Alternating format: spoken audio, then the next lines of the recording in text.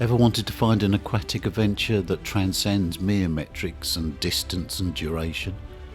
Join us as we enjoy a conversation with the visionary joint founder of Swimrun, someone who has shaped the evolution of this awe-inspiring sport into the global event it is today.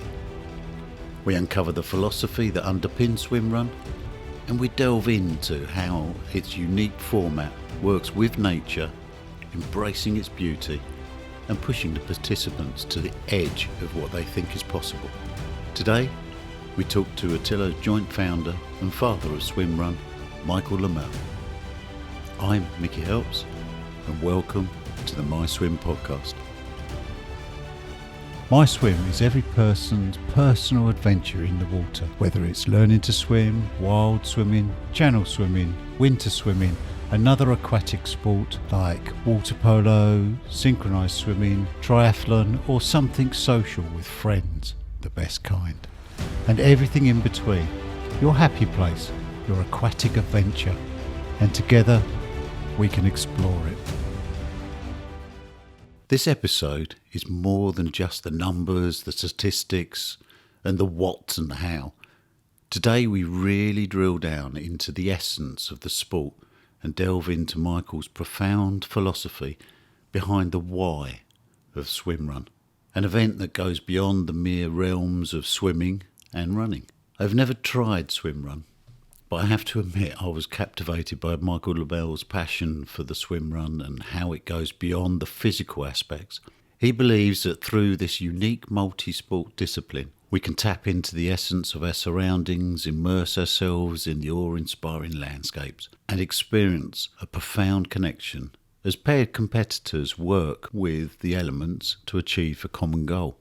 I caught up with Michael on the beautiful Lazur beach in Montenegro, the perfect location to have a conversation with someone with such a love for the outdoors. Together we explored Michael's unwavering belief that Swimrun is not just a race. He shares his insightful perspective and personal experiences. We'll discover the unique meanings behind this sport and uncover how it has the potential to shape not just our bodies, but our minds and spirits as well. So, get ready for a captivating conversation as Michael Lemel unravels the secrets of Swimrun and guides us on the journey of connection and limitless possibilities. I hope this episode leaves you inspired and intrigued and eager to explore an event that at its core is designed to integrate the potential of competitors with nature. Welcome, Michael. Thank you. I'm happy to be here. Yeah, and as I say, we can't start without pointing out the beautiful setting that we've got here at the Montenegro 33.3, isn't it, by Ultra Swim? So yeah, it's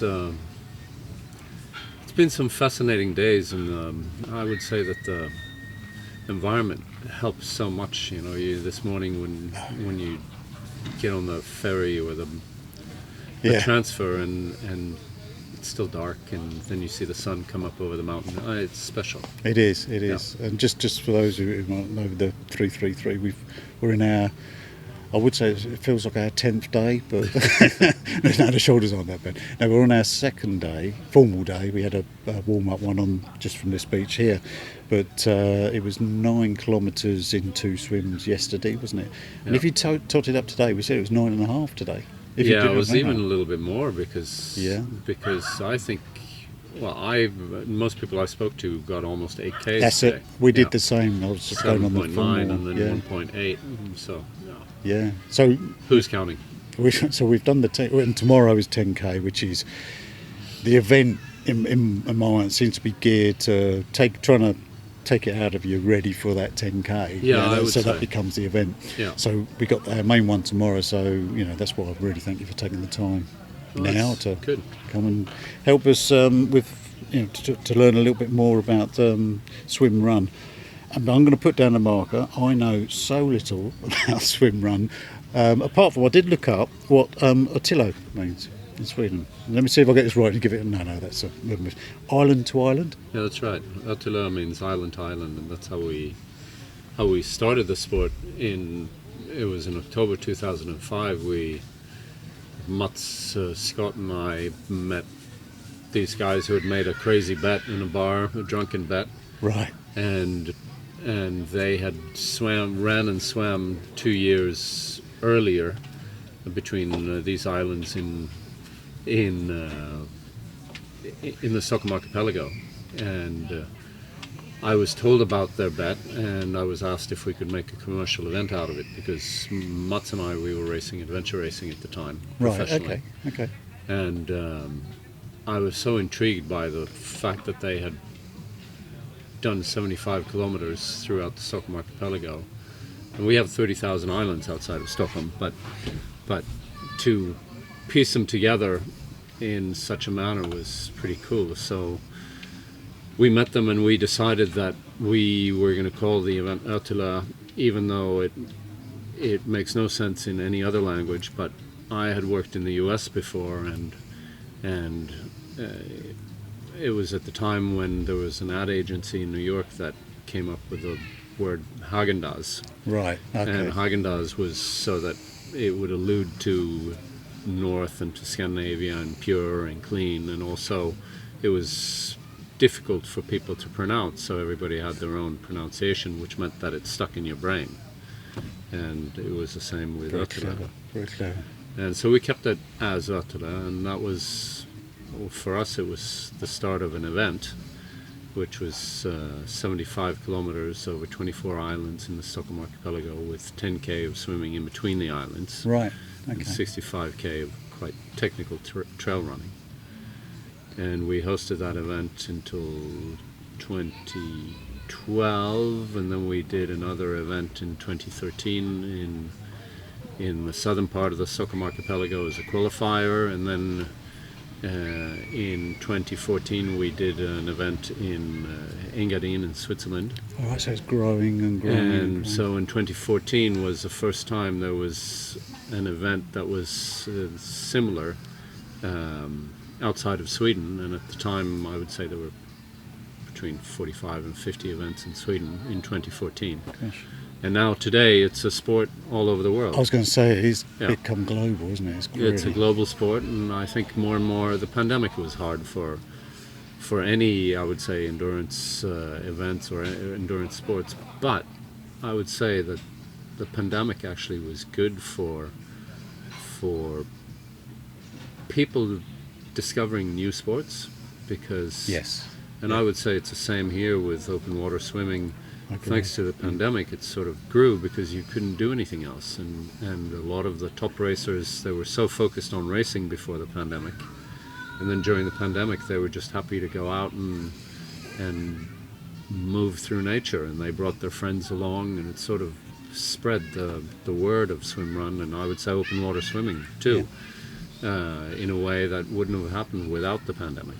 Yeah. No. So that's sort of No. It's, and I don't work for Otillo anymore. I stopped in January after 17 years. I felt that it was time to okay.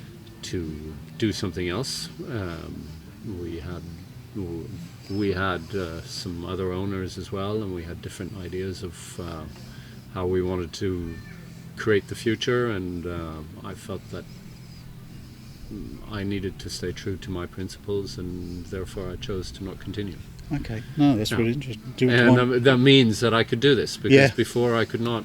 I mean, I could participate in this event. But, earlier there was no way, because we had back-to-back events every 3 or 4 weeks All right. from April to November, and there was no chance for me to be able to train a new sport like open water swimming, which it is for me. Yes. And Yeah. I would never have been able to come to this event, so I'm happy about that. Yeah. Yeah. Okay. So, if we just go on to the first ever Otillo, that's the one that I'm interested in. Was your thoughts on that one well, we'll go through the challenges in a minute, but were the thoughts on that one leaning more towards a run with swimming, or was it, no, we're going to try and make the challenges, equal between the swims and the runs, or? No, I think we looked at it from a completely different perspective. Mats and I came from adventure racing, like I said, and adventure racing, when you understand what that's about, it means that you try to find flow through nature, Yeah. and that you just try to find a way to move as smoothly as possible through nature. And we decided that we were going to do this because the start area, Sandhamn, which is an island in the Stockholm, is an iconic island, and the Finnish Uto is also an iconic island. So we said, okay, we have to make a course that goes that way. And we looked at it so that the time in the water and on land would be more or less similar. Okay. It still is a little bit more on land than it is in the water, but if you don't have the swimming skills, you lose a lot of time. And we also, from the very beginning, said that it had to be a race where you raced in pairs. And the pairs had to stay together, because then the race becomes so much more than just your own personal experience, because you're sharing an experience with somebody else. Yeah, when it first came on my radar, it was that pairing I quite liked on the idea, because that's unique, isn't it? It is, and I think, I mean, for me, doing races, or especially endurance events where you go through a day of highs and lows, you have that with somebody else, and you're also interdependent on that person, as that person is interdependent on you. And in society today, we live in such a me, myself, and I society, and it really makes a really good counterbalance to that. And that's really, really interesting, and I so recognise that in things that I've seen, but all, athletes that I've spoken to, that they've got so many challenges. If you say to them, what was your greatest sporting event, or something along those lines, you expect the one that they're headlined for or they're known for, but 9 times out of 10 it's something they did that they came, well, from myself or other people I've spoken to, it's when they've crossed the finish line on a marathon with their partner. That's right. On something like that. Yeah. And it's because it's almost like they discount what's happened to themselves. Yeah, it was great, it was fine, but that was done. Yeah. I saw someone achieve something that, that's right, we did together. So I can really... And the fact that if you're having a low day, then it's my responsibility to make that a high day. That's brilliant. For you. Yeah, I think there is so much in just that, and especially when things start to become longer, because then we know that everyone has a low and a high, and you just have to respect and accept and move on. And I think that in itself is what we need in our society, where we respect people for who they are. We can accept that people have a bad day, but we also have to be respected in return, and so that there's a balance. It is. It's exceptional. When I understood the partner in, I hadn't realised it was on that one. I thought they would complement each other a bit, but you're right. The other part of it just had a great dimension to the idea. So well done. That's fantastic. The first one you went through must have had, it's a new sport. People couldn't have done it. There must have been all sorts of challenges. We had 18 participants, so 9 pairs that started the first event. We had no clue we had an idea of how we wanted people to move in our sort of seamless thinking of just moving in and out of the water from adventure racing. But no one caught on to that, and it took almost 3 years, and people weren't finishing, and we had a sponsor who said, you have to add something or change something, because we can't keep paying all this money and nobody's finishing. And so for 2 years, we added bikes on the biggest island where there's a half marathon. Right. And then we just said, no, we have to take this away. So we took that away year 5. But, there was so much going on. And then all of a sudden, people caught on, and that it was, you ran in your wetsuit and you swam with your shoes on, and you just went for it. And you just became amphibious. And I say that Swimrun, it's interesting, because people are new to Swimrun, and no disrespect at all, they say swim, run. Yeah. And for me, I say swimrun.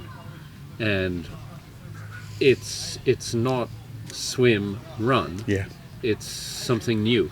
Yeah, I can see that principle now. And it's actually the transition between running and swimming is sort of the third discipline. Yeah. Because the better you are at the transitions, the faster you move, and you win or lose a lot of time in transitions. Yeah.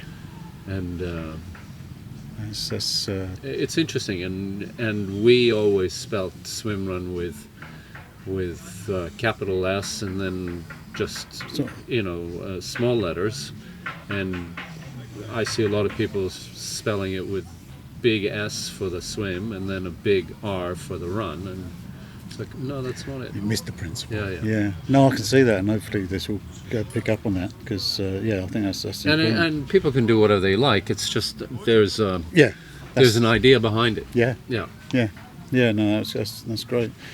So what do you think has become so popular? Is it because of that transition bit, or, as you say, during the pandemic? But it just seems to have become global. I mean, there's people back home that I've spoken to in the sport, and they're obsessed by it, really interested. And I think, and the person I'm thinking I've got in my mind, now you've mentioned the flow with that side of it, she loves that running through hills and in open space and the side of it. So the fact that she's gone into swimrun in those principles that you're talking about may have transcended, or would have thought, into her thinking. I also think that, it's like open water swimming. It's very analog. You can't fiddle around with your phone or anything like that. But I mean, for me, open water swimming is, especially the distances that we're doing, or the time that I'm taking to do the distances we're doing, is so much harder, because you're just staring into nothingness for hours. Yeah. And that's what I really love with swimrun, is that you're actually traveling. You feel that you're traveling through nature. I mean, here we're traveling through nature, but you're just turning your arms over, and sometimes when it's just deep blue below, you don't realize it, except for the flow in your face, or on your body. But there in swimrun, you can really feel the change in the terrain, and the fact that you're going from vertical to horizontal to vertical to horizontal, and you don't have anything that stops you along the way. You just keep moving. Yeah. And you don't have any obstacles, or whatever obstacle you just pass. It's like a river that finds a way to the ocean. Yeah. You just keep moving, and I think the fact that you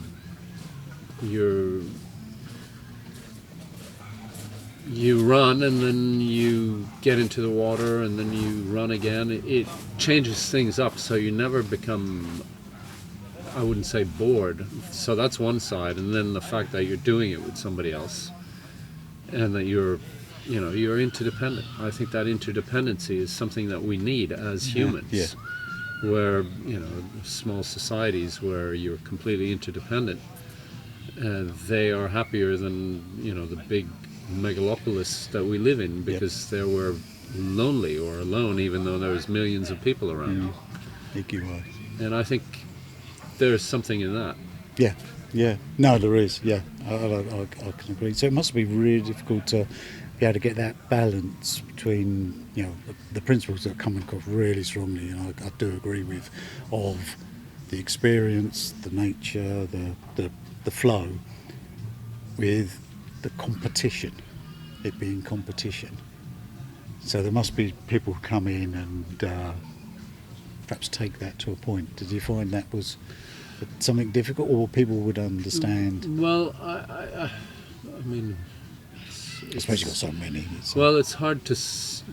I'll toot my horn a little bit. I think. Go ahead. Mats and I think we've always been we've never spoken about how tough it is, or how competitive, or we've never spoken about these regular masculine values. Yeah.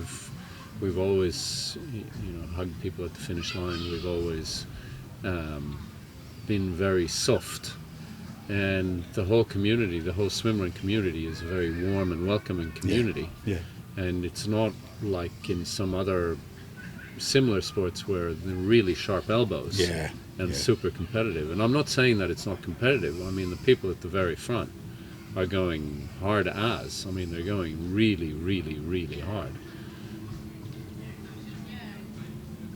And there's competition between the pairs, but it starts when the gun goes off and it finishes when they cross the line. That's it.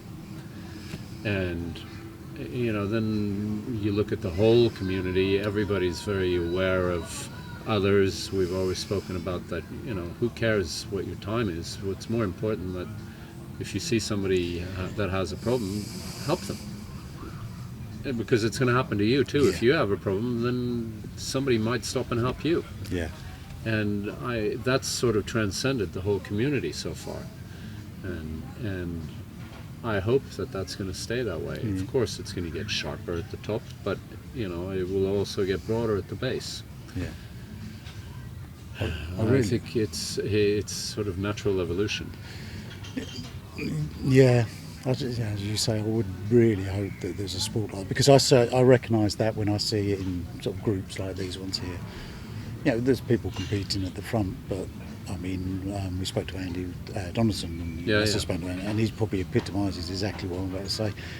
The support that someone who is so far ahead of anyone else, but the support he wraps around the whole community. That's right. Sort of, he gets it, doesn't That's he? right. He gets it that, okay, the watch may say that I'm first, but there's people here who it is their first event, for example, and that's a big plus. So and I also think the fact that as you're racing as a pair, you have to be aware of what's going around you. Yeah, I really like that. And you can't just think about me, myself, and I. You have to play together. Yeah. How's it make you feel? Because I don't think I've ever met anyone who's taken a sport and it's their child. I know it's a joint child, but it's your chance in there. How does it make you feel seeing it? So many people taking it on, and as you say, the community have got those base principles that you're going through with it. Yeah, it's fantastic. Have you ever taken the chance to stop and go?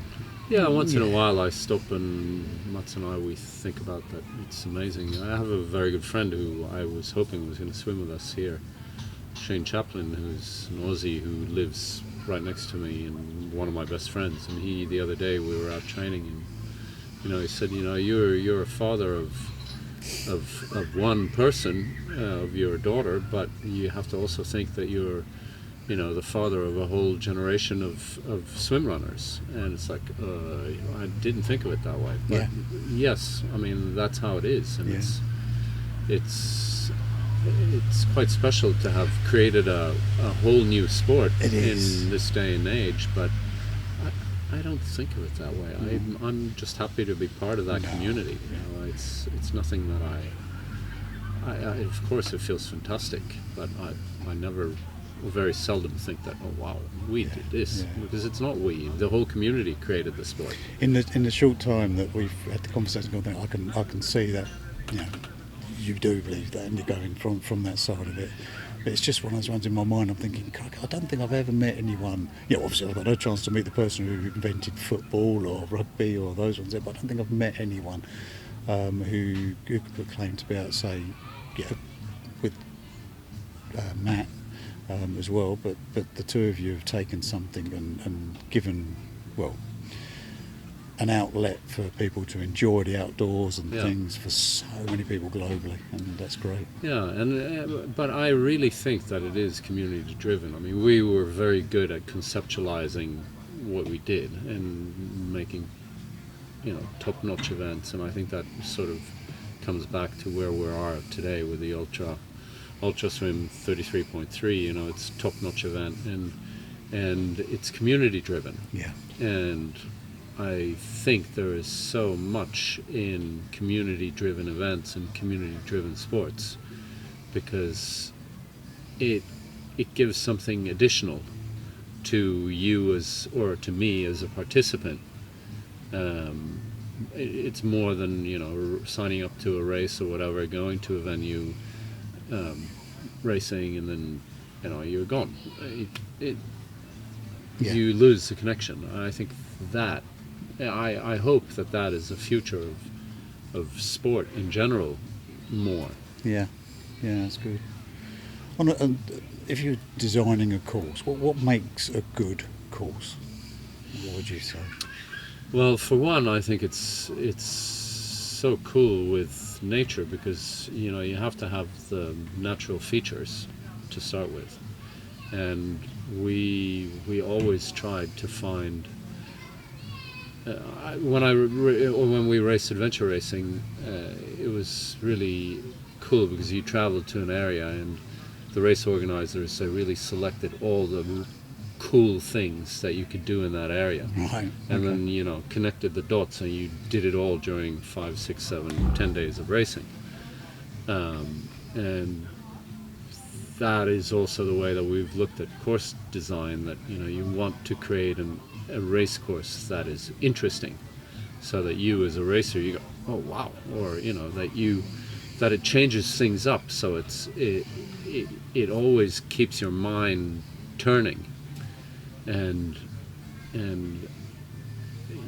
you look for different features. We did a fantastic race in Var in Croatia, for example, where you're part in the old town, you're part on some islands, you're doing some long swims, you're doing short swims, you're doing swims with currents, you're doing hills, you go through a castle because it's historical buildings, so that it becomes sort of high-speed sightseeing trip, where you get all the sights in very quickly gets in half iconic. a day. Yeah, it becomes iconic. That's fantastic. Who would you say it was for? Anyone who's thinking coming into it, or probably easier to say who's it not for, if there's one there taking obviously medical potential issues is one side. Is there anyone who Swimrun, I'm going to say it properly, Swimrun, is, do you say to them, look, we see a lot of people come from, for example, when I used to do Ironmans or triathlons, we used to joke sitting at the start line, where everyone, in the time I was doing it, it was a relative new sport then, around the 2000s, and it was a case of they're an ex-swimmer, ex-runner, and you could tell almost by the body shape or the amount of kit that they were able to put in. But do you find that there's people sort of transcend from other sports naturally into it, or of are we course, starting to get people who straight from whatever their chosen sport become swimrun? There's a lot of people. Swimming is if you can swim relaxed and with power, then you can save a lot of energy for running. So it's really helpful if you have swim knowledge, but that's trainable, I would say. We see a lot of people come from trail running, from triathlon, so on, but I would say that there's more and more who are going for swimrun as their first sport. Yeah. And I would say that there's a generation shift that's going to happen in the next 4 or 5 years, where there's going to be a lot of new young swim runners who are coming into swimrun as their first sport. And then we have a lot of people in their late mid-30s to early 50s that are moving from one sport to another because they enjoy it. Yeah, a fresh challenge. Yeah, and do it with a friend. And, see, that's the key bit. Side of it too. That's the key bit that Anne really picked up on, that I think will invite all those age groups into it. Some of the bits that when I've done my looking into it and spoken to friends about and seen the videos on it, the kit. There seems to be quite a bit of kit going into it. That obviously, bearing in mind, you've seen me swimming out there, speedos, goggles, hat. That's it. That's my kit. This I wear a wetsuit. Yeah, that's what I'm saying. So there is, but even that seems to be specially, there's of a cut down wetsuit or specially designed wetsuit. It seems to be quite technical nowadays. I would say all the major wetsuit brands have a swimrun designed wetsuit with a front zipper, for example, and you have very little fabric on your legs, so it becomes easier to run, and you have flotation on your core, to both for flotation but also for warmth. So I would say that it's so much more comfortable to run in a swimrun wetsuit today than it was 10 years or 15 years ago, because the designs are really good, and they are designed so that you can move on land. And then, since you swim with your shoes on, Yeah. to keep your body position in the water to stay horizontal, Yeah. you wear a pull buoy between your legs. Oh, that's the reason why. So it elevates your I've legs. seen it. They have it strapped round. Well, Oh, do they? Oh. well, you if you get a little bit more advanced, you have it around your waist, Right. and you slip it in Yeah. between your legs when you swim. Right.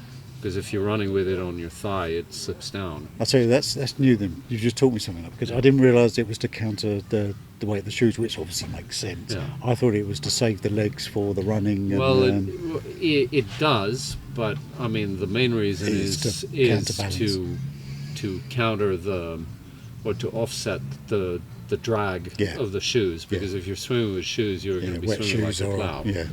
So basically, to get your body in a better position, and we allow hand paddles so that people can power swim. Right. Okay. And I mean, it's up to you to decide if you can pull a toilet seat, fine. But most people realize that Yeah. size, or the bigger, is not always better. And I think that is, it's not more than that. Some people use a tow rope. And All right. the reason why they have a tow rope is that, as we realize when you're swimming, if you're drafting somebody, it's a lot easier. Right. And so usually, I would say that the very best in the world, they're such good swimmers, they don't use a tow rope because they draft naturally. Mm-hmm. But I would say the majority of all swim runners are not very good at drafting, and it's a lot easier if you then have a tow rope, Right. which positions you in the exact place, and you just follow along in the flow. It's not to tow you, it's Right. just to position you in the flow, Right. Okay. and that you stay in that flow, so you don't have to chase feet or whatever. You just Does that get you just- unhooked as you come out? Yeah, They you do. know. Right. Okay. So Yeah, most people unhook it when it comes out, but it can also be helpful on land. If I'm having a stronger day on land, I can tow you a little bit and give you that little extra. So there's that dimension of working together too. Yeah. Was that like an evolution, or was that an idea at the? No, it was an evolution. Right. Yeah. So I would say Because I that hadn't heard of that. Yeah. I would say that the go-to kit today is you have your Swimrun wetsuit. Yeah. You have a pull buoy that gives you the right amount of buoyancy. I mean, some people think again that bigger is better, but it might Yeah. bend you like a banana and you Yeah. get back pain. So you have the right. I, for example, I have big legs, so I have a pretty big pull buoy compared to somebody who's lighter, Yeah. for example. And then you have hand paddles, and you sport a tow rope. Did the trainers started to evolve as well? Yeah, Because there's. I mean, your running shoes need to have a low wet weight, yeah. but we say that you should run with what you're used to running in, because otherwise you don't run well. Yeah. But then when you start evolving, you realize the importance of having a low wet weight, and also a sole that grips well on wet rocks. Yes. Yeah. To get out. Yeah, get out, and also if it's raining or you're running in rocky terrain. So there is an evolution to swim run specific shoes too. Yeah. But if you're getting into the sport, do you need all this kit? No, you don't. I mean, Okay, that's good. you start off with what you have. If you have an old an old open water wetsuit, Yeah. I mean, cut the legs above the knee, Yeah. so that you at least get more freedom of movement, and then get going. I mean, I think it's really interesting. The more, if you try it, I would say 99% of the people say, I like this. Yeah. I want to continue with this. Yeah. The reason I came in on radars through, as I say, various friends and the noise. That my daughter's generating that she wants to try something. Oh, cool. Get into and so she's come to me and she's not been particularly sporty. She enjoyed her swimming, but you know, like a lot of them in the early teens, when it's hair and makeup dry hair, they tend to drop out, unfortunately. But so she's okay at swimming. So and she, you know, she was interested in it. So I said, do you know what? I'll look into it for you. Yeah. For her to do it, you see. Yeah. And then when I heard you were here, I thought, oh, I'm not going to miss the opportunity to get it from the master go himself. for it. And then, I mean, what a fantastic thing to share with your daughter. and that, what you've just said, really resonated. What you've just said, what you said around the pairs and the other bits, and for me, that's, you know, elevates it above. That'd be nice to do. Fantastic thing to share. Yeah. Where you can help each other and support each other. Yeah, I'll slow you her know, down. and if you're a strong swimmer, then you know you can help her out in the water with a tow line. You know, put her in the right position, and soon enough, you know what happens is inevitable. Where all of a sudden your kids start dragging you. And it's fantastic. Yeah. I mean, what else can a parent want? No, that's than right. to see your children evolve. Yeah, no, that's right. So when's the sort of Swimrun season, and what would a sort of a training plan look like to get yourself ready? Well, I mean, a lot of people run year round, and a lot of people swim in the pool to keep up their swimming, and they swim more and more with hand paddles. And it's interesting, you see a lot of the top triathletes in the world, they're swimming, majority of their swims they're doing with hand paddles nowadays. Oh, right, okay. To build strength. Yeah.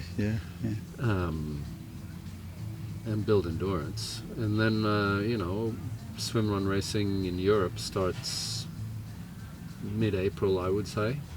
Okay. Just as the lakes and when races starting to get when it starts to warm up a little bit. Yeah. And then it runs until end of November. There's a race in Hydra in Greece in the end of November. Right. A bit warmer. So you know, it moves south. And in some parts of Europe, you know, there's swimrun here. You could do swimrun year round. Mm-hmm. If you could invent the perfect swimrun, did I say that quick enough? Yeah. I think I did too. That's good. Where would it be in the world, and what would it look like for you? So to all your bits you enjoy out of it, and all the stuff you can go, everything, magic wand. Well, that's good that you haven't thought it through before. That's good. No, I mean, I think one of the best locations that we ever had was the Isles of Scilly. Right. Okay. Because it looks tropical, but the water is temperate. Yeah. And the land features in the water is so special. The place is really special. So I love the Isles of Scilly. I've always wanted to put on a race in Argentina, in Bariloche would be fantastic, where you have the Andes around you, you have special trails, lots of lakes. Fantastic. I think that would be amazing to do. Have they got one or had one? I think they have one, but you know, it's far for people to travel and so on. Yeah. Do you know, there's surprisingly few open water elephants down there that I know of as well. There's a couple. I know a couple. No, I don't know at all. But there's a couple I know of. But it's Latin America, South. There's not.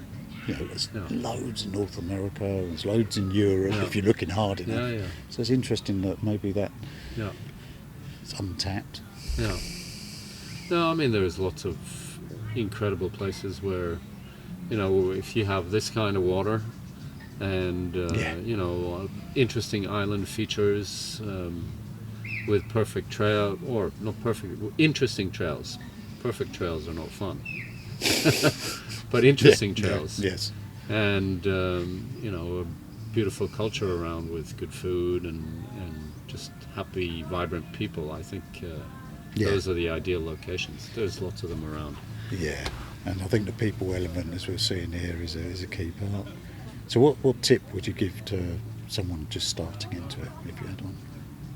What tips? I would say smile. Yeah.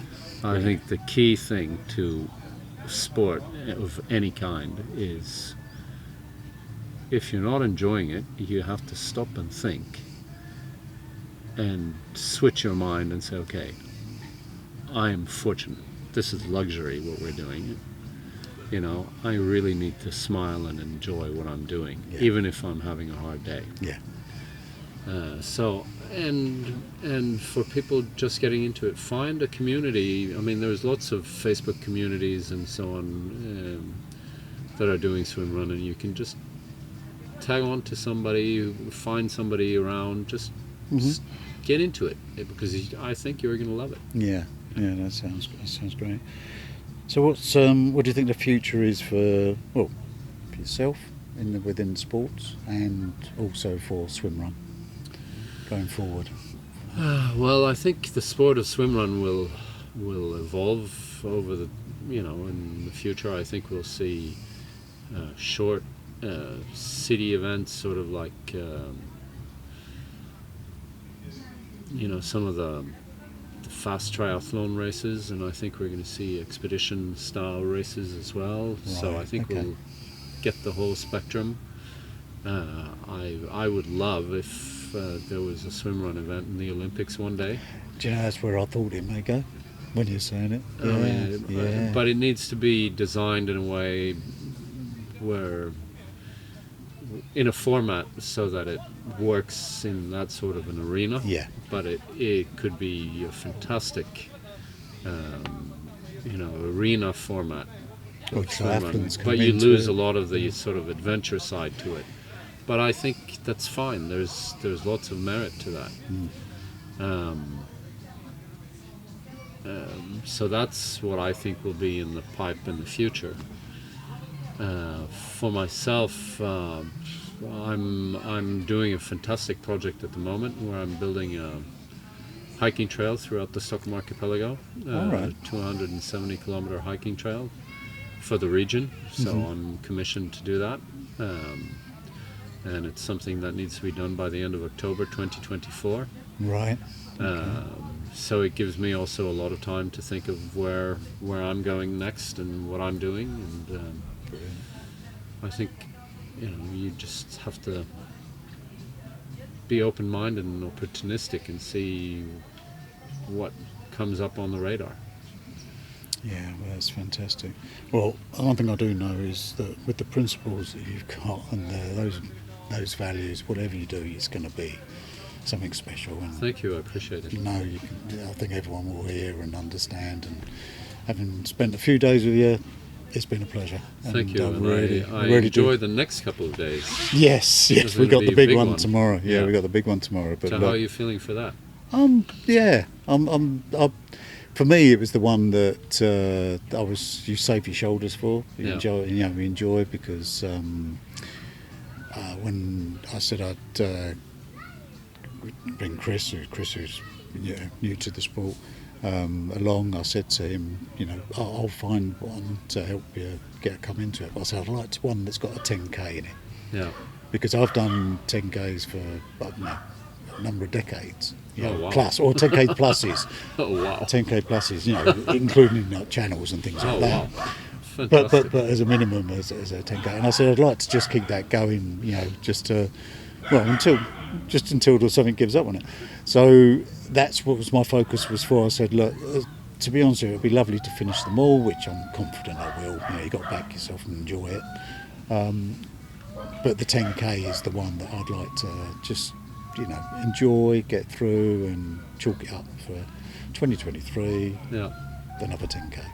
Cool. Fantastic. I've never swam a 10k, so. Yeah, so it's going to be massive. Chris is the same. Chris, each time we go through each one of these, it's great to hear, and that's what the bit I enjoy. I've done it with other friends in different when we've done different swims in different places. I've sort of organised it, and we've gone along, and so much energy. I think is probably the word that you take from seeing someone else and.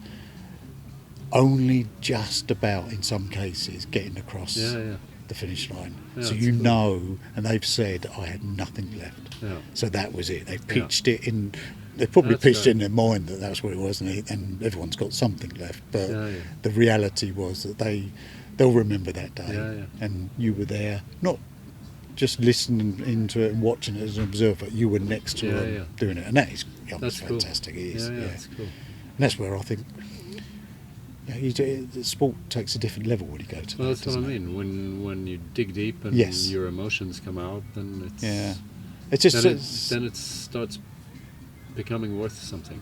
it's such a shame it just takes so long for us to get around to doing it, because you're competition to Yeah. things like. And then I look back at it now, and the bits I enjoyed the most were the bits you shared, like in different teams. Yeah. I went through. There's still, you know them now, Yeah. still well them now, and different events with different people. So if you were sitting here and swimming all around this, and there weren't all the other people achieving their bits and that Yeah. you could see when you got out and listen to, then it wouldn't even be a tenth. No, I agree. Wouldn't I even be a completely tenth. agree. Incredible. Cool. Well, look, thanks a lot. Thank you. Appreciate it. No, I really Thank you. appreciate it. Thank you. Thank It you. was an honour. That was good. And that concludes a captivating conversation with the incredible Michael Lemmel. I hope that this episode has sparked a newfound appreciation of the sport of swimrun and its connection with nature. Michael's wisdom has not only shed light on the physical challenges of the sport, but also invites us to explore the deeper meanings behind it all. We are grateful to have had the chance to hear from a visionary like Michael Lemmel.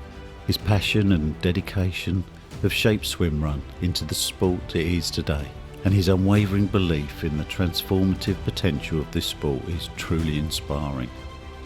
Thank you for joining us on MYSWIM podcast, and please leave a rating and please follow so not to miss interviews with other inspiring aquatic adventurers.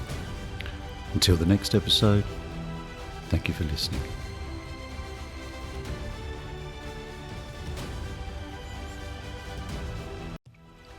To capture the joy of each individual MySwim, we have an exclusive, bright, fun MySwim podcast themed artwork design. If you enjoy the podcast and the guests, we'd appreciate your support to keep these podcasts going, to help spread the knowledge to a wider community. And please check out the designs on www.myswim.uk. Let us know what you want to hear about, and together let's build the community. We really want to positively celebrate and promote all aspects of aquatics, and particularly the mental health benefits that swimming can bring, and would love you to be a part of it. Join the community, give us your feedback, follow, and tell us all about your individual MySwim.